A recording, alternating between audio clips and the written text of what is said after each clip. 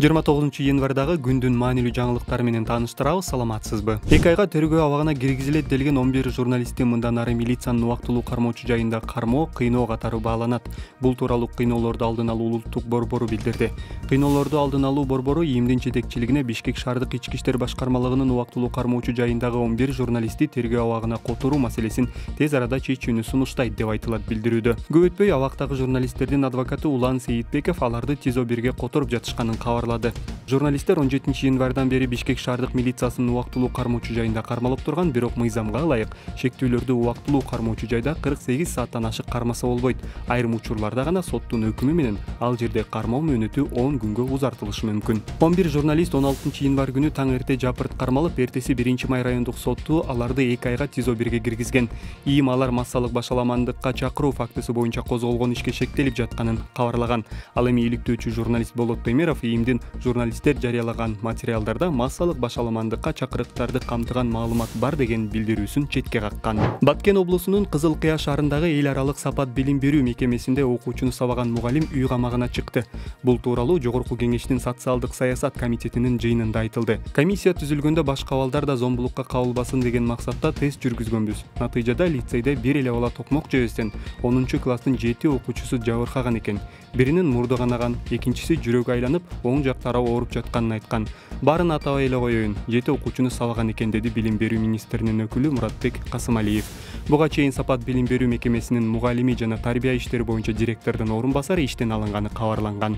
УКМКнын төрагасы Камчыбек Ташиев буга чейин коррупция боюнча күнөөсүн моюндаган экс-бажычы Райымбек Матраимовдун бардык мүлкү мамлекетке алынарын айтты. Бул тууралуу атайын кызматтын башчысы 27-январда Кара Суу базарынын соодагерлери менен жолукканда айтты. Анын Ош облусунун тегерегиндеги, Кыргызстандын тегерегиндеги бардык мал мүлкүн алабыз. Бир сотук жерин калтырбайбыз. Ал жөнөкөй адам болуп кайтып келсе, мурдагы кыйын Райым миллион болбойт эми. Кара Сууга барып силердин араңарда соода кылса, жанын багат, антпесе өзүнө кыйын болот. Мурдагыдай бир дагы клан болбойт, деди Ташиев.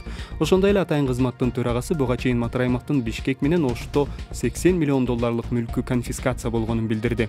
Ташиевдин айтымында Матраимов буга чейин көптөгөн ишканаларды, имараттарды, жер тилкелерин, завод-фабрикаларды алып койгон. Азыр Матраимовдун кайда экени белгисиз. Өткөн жылдын этегинде анын өлкөдөн чыгып Дубайга учуп кеткени кабарланган. Матраимовго издөө жарыяланганы тууралуу 26-январда белгилүү болгон. Ал кызматтык кылмыштын белгилери жок болгон учурда мажбурлап кармалган адамдын жүрүү эркиндигин чектөөгө көмөктөшүү беренеси боюнча шектелип жатат.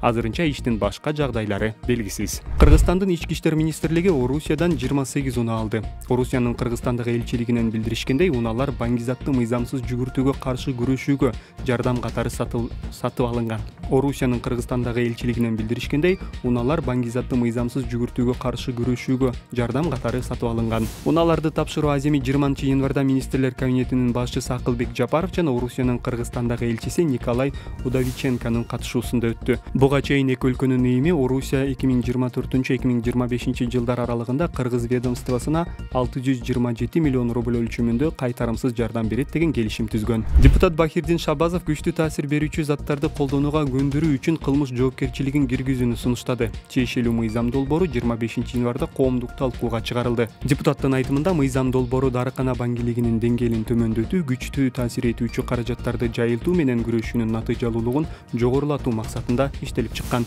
Шабазов Республикалык наркология жана психиатрия борборунун маалыматына таянып, 2023-жылы күчтүү таасир этүүчү дары каражаттарын колдонгон 500 учур катталганын белгиледи. Колдонуучулардын көпчүлүгүн 14 жаштан 18 жашка чейинки курактагылар түзөт. Депутаттын айтымында учурдагы колдонулуп жүргөн чаралар жарандарды күчтүү таасир этүүчү дары каражаттарын колдонууга көндүргөн адамдарга карата колдонулбайт. Аларды кармап, токтотуучу факторго ээ эмес. Эгер мыйзам долбоору кабыл алынса, күчтүү заттарды колдонууга көндүргөндөр 1 жылдан 3 жылга чейин түзөтүү жумуштарына же 100 000 сомдон 200 000 сомго чейин айыпка жыгылат, же 2 жылга чейин эркинен ажыратылат. Ошол эле кадамдар үчүн бир топ адамдар 2 жылдан 5 жылга чейин соттолушу мүмкүн. Кыргызстандын футбол союзунун жетекчилиги кызматтан кетти. Кыргызстандын улуттук курамасынын 2023-жылы Азия кубогунда көрсөткөн оюнун эске алуу менен жетекчиликтин отставкага кеткени тууралуу биринчилерден болуп бирикменин президенти Медербек Сыдыков билдирген. Акшумкарлар командасы Азия кубогунун тайпалык оюнунда бир упай менен акыркы орунду ээлеп, плей-оффко чыга алган эмес.